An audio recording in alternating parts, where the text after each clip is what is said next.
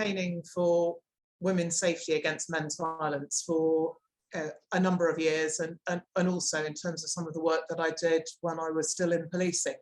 So it felt like a logical extension of that work. But what I really noticed was that there wasn't really a conversation. It tended to be an incident, a response to an incident, discussion on social media or polarized positions on social media, rather than bringing people together from disparate walks of life who are experts in male violence, in supporting female victims, and experts in policing. So people inside and outside of policing, and getting them together in a chaired and facilitated meeting where they could be open, where we could have a constructive but challenging conversation about this really fundamental issue of misogyny in policing and how it manifests in terms of male violence in policing and what we could do about it.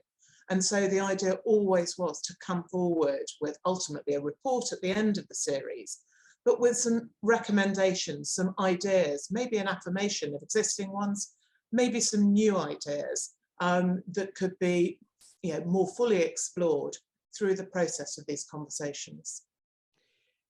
And so far, you haven't completed all of the sessions yet, but are there any key emerging themes or some surprising thoughts or ideas that have already sort of come across? There are a whole raft of ideas and thoughts that have already come out of the conversations, and I'm sure there will be a host more still to come. One of the ones that's profoundly struck me was about what do we want from our police officers in the 21st century? What skills are really important, particularly for frontline officers? And how do they match up against the existing competency and values framework that policing is supposed to recruit, promote and reward through? And particularly around the value, the competency, call it what you may, but of empathy. Because empathy is, I think, underrated. It's certainly never been measured. It's never been used in policing, to the best of my knowledge, as a measurement, as a metric for selection at any point in an officer's career. And given that for frontline officers, probably at least a third, maybe half of the violent crime they attend will be domestic abuse, let alone the number of missing people that they deal with, you know, vulnerable people in a whole range of scenarios. And actually policing has missed something that I think could fundamentally reshape who it is we recruit and how we recruit, and again, then reward and recognise. So you talk about empathy. The difficulty, though, I guess, with policing is that, of course, you need empathy to deal with victims and people in the most awful situations, but you also, sometimes, you have to be pretty hard-nosed, don't you? You have to be pretty tough. You have to go in hard sometimes. You have to act quickly. And sometimes that means, you know, if you're going to the scene, you've got to get people out the way. You've got to go straight there. And it's that kind of collision between those two sort of attributes that might be quite difficult.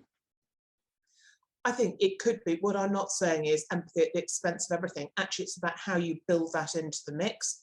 So I would, and used to say when I was an officer, is probably the most important criteria I thought was about resilience, because it doesn't matter what level of policing you operate in. It's tough, you know, whether you're operating at the top, the middle, you know, whether you're a frontline officer, whether you're a specialist, whether you're a response officer, whether you're a student officer, you know, your resilience is tested every day in ways that you cannot conceive. Frequently, and for many of us, we actually don't want to conceive the sort of ways that officers are tested. So I think it's about how you look at it in the round. But actually, I think it doesn't matter whether you're a firearms officer, whether you're a public order specialist, or whether you're a neighbourhood beat officer, if those things still exist in this day and age.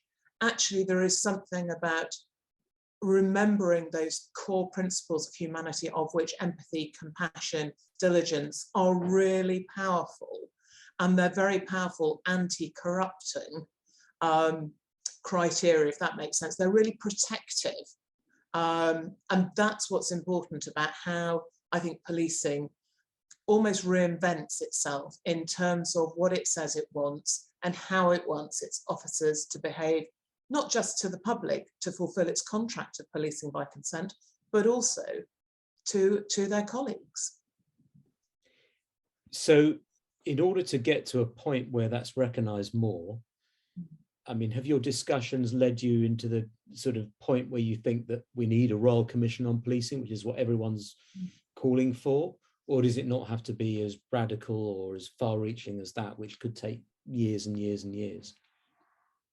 I think there is a consensus that it needs to be a statutory public inquiry, and that the current reviews, inquiries don't have the sort of powers that, or the scope, to be honest, that are required. But absolutely, this isn't about kicking the can down the road, which sometimes inquiries can be. There's an awful lot, I think, that's starting to emerge, you know, some of it which policing already knows, but also because of this series, we're bringing together a range of people from outside of policing who are bringing different ideas in.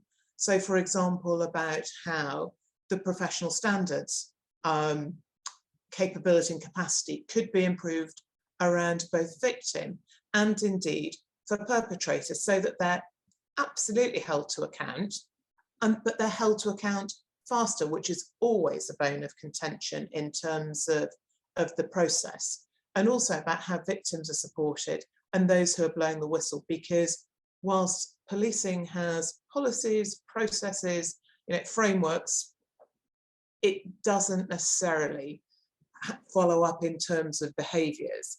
And so whilst it might say it has a whistleblowing policy, and that's fine, and it might offer support, it doesn't do what that victim or that whistleblower needs in terms of providing the right and appropriate, which can be different in lots of different cases, that right support for that individual to come forward and to see through what is an incredibly difficult process to go through emotionally as well as physically. And when it's drawn out over long periods, that's really challenging. So listening to people who work their area of speciality is around victims or indeed perpetrators, and how risks of police perpetrators are now being recognised, and there is academic rigour behind that.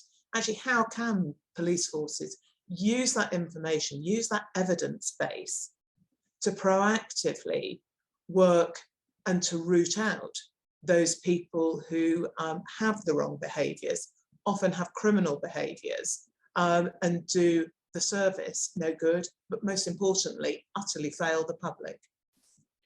Do you think, finally, from the discussions you've had so far, and presumably other conversations as you set up these panels and so on, do you think that there is an appetite for reform, or is this just going to be a moment that everyone talks a lot and discusses the need for change, and actually other priorities take over in 6 months or a year's time? What's your sense?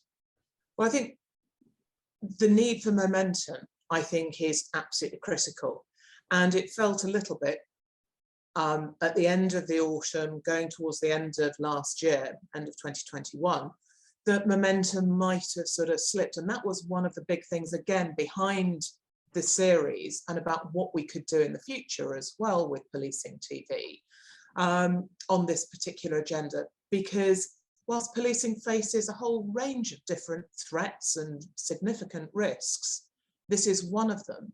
But actually, this is one, if not the one, certainly one of the most significant, that fundamentally challenges the legitimacy of policing in this country, and is, unless those both in government with political leadership and those with policing leadership can actually seize the moment, then that contract between the police and the public, isn't just broken, it's shattered. and the model of policing that is seen and revered and has been revered worldwide will be gone forever. And that's not somewhere that I think that I would want for our country or our police service. So I think that's really a challenge for our PCCs, government and indeed opposition parties, but also very much for our police leadership at every level. So this isn't just about police chiefs, this is about the Superintendents Association, and very much this is about the Police Federation and every member, I would say, of policing, because I think every person in policing is and can be a leader at any one time. Sometimes they are more consistently than others, but absolutely every constable is a leader in their own right, and they need to step up. Sue Fish, thank you very much indeed. We look forward to seeing the series. Thank you.